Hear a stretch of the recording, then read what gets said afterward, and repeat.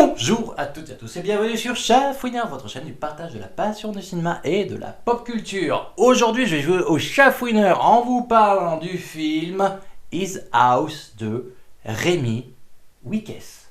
Wiekes.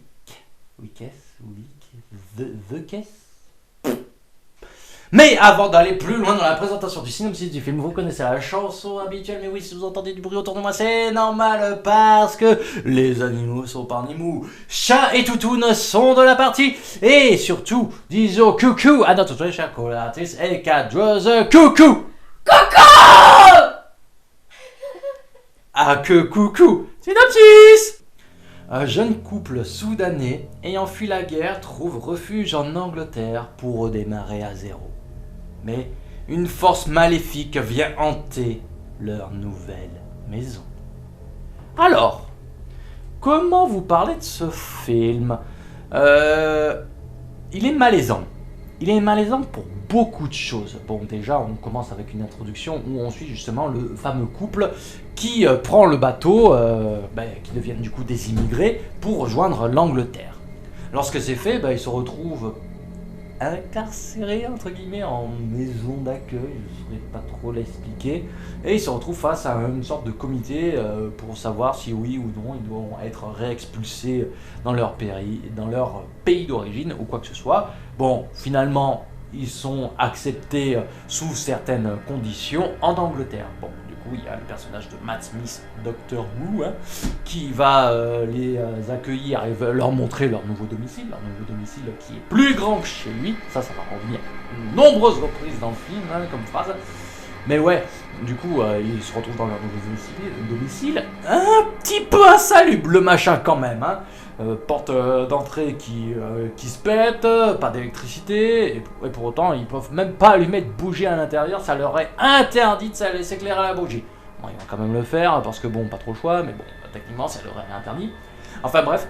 Et au fur et à mesure qu'ils vont commencer à s'acclimater, à se faire à cette nouvelle vie, ils vont entendre des choses étranges dans leur maison, une présence étrange qui va petit à petit les persécuter. Et au fur et à mesure que le film va avancer, on va comprendre les tenants et aboutissants du pourquoi, du comment de cette entité persécutrice. On va dire ça comme ça. Alors le film en soi, il a une ambiance sale, mais pas que pour le côté horrifique du film. Il faut dire qu'il y a tout un contexte social qui est mis en avant dans ce film, et c'est dur que de pas en faire le rapprochement avec le film Get Out, qui était sorti il y a quelques années, et qui a été quand même oscarisé.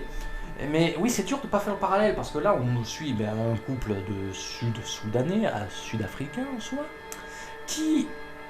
C'est pas une connerie ce que je viens de dire au moins. Sud-soudanais. Ouais, mais c'est sud-africain ou pas ? Soudan, c'est en dessous de l'Égypte. Un couple africain qui essaye de se faire aux us et coutumes d'un pays qui n'est pas le leur. Un pays qui leur a vendu des promesses. Et c'est en soi pour cela qu'ils ont décidé de quitter leur pays d'origine qui était en pleine guerre. Et ça va surtout se faire ressentir du côté du mari qui... Il essaye de parler aux gens, il va manger comme un Européen, il va aller jusqu'à se faire couper les cheveux, etc. Il essaye de s'acclimater, c'est un petit peu plus difficile pour sa femme qui a un petit peu du mal à accepter. Et là où c'est encore plus gênant, et où il fait aussi l'effort de parler en anglais. Anglais, français, bref, vous comprenez. Et là où c'est encore plus malaisant, c'est que sur certains points, on se projette pas dans la situation de ces pauvres gens. Et quand on voit de quoi ils sont victimes, le racisme il est là. Mais pas que le racisme spécialement dû à des occidentaux en eux-mêmes. Je prends la scène où tu as la femme justement qui est à la recherche de la Church Street. Là elle voit des noirs. Du coup, elle se dit, je peux y aller, je vais pas être maltraité, je vais pas être dénigré ou quoi que ce soit. Et malheureusement, c'est sûrement des jeunes qui sont nés en Angleterre, qui ont vécu en Angleterre, et au final, la pauvre femme, elle se fait traiter presque comme un singe. elle leur parle en soudanais et elle se fait, ils en rient quoi. C'est dur, c'est malaisant. Et par exemple également la scène dans la grande surface où le mari arrive pour s'acheter des nouveaux vêtements. Il y a le vigile, il est en train de boire son café. À peine il passe, le mari, il va se faire suivre. C'est malaisant. Mais le problème, c'est que c'est un malaise réel, puisque c'est quand même une réalité d'aujourd'hui. Et je passe pas, bien entendu, tout le contexte un petit peu compliqué par rapport au contrôle de leurs moindres faits et gestes qui pourraient leur coûter leur vie, leur nouvelle vie. C'est vrai que c'est un film assez complexe sur ce côté-là. Là où il y a une autre horreur qui arrive, c'est par rapport à l'horreur africaine. Là où c'est bien amené, et c'est très rare dans le cinéma je trouve, c'est de jouer sur la mythologie africaine. Parce que là, on baigne justement dans ces us et coutumes avec une entité qui va justement les persécuter et mettre à jour certaines vérités, les faire s'accepter. Au final, la finalité du film, ça va être vraiment s'accepter ce qu'on est, faire accepter ces fantômes, ces démons, pour pouvoir justement bien recommencer. Et c'est pas en restant figé dans le passé que l'on va pouvoir se créer un bon futur. En soi, c'est un petit peu ça le film. On peut lui critiquer certaines choses, hein. Notamment le final. Moi, j'aurais aimé une bad ending, hein. Personnellement, je trouve qu'une bad ending, ça aurait été peut-être mieux amené. Surtout que ça joue pas mal d'entités, du coup ça aurait pu permettre de faire une sorte de miroir, de jeu à ce niveau-là. Mais après, qu'est-ce qui est vrai, qu'est-ce qui n'est pas vrai dans ce film? On peut aussi se poser certaines questions concernant ce qu'il nous est vraiment présenté.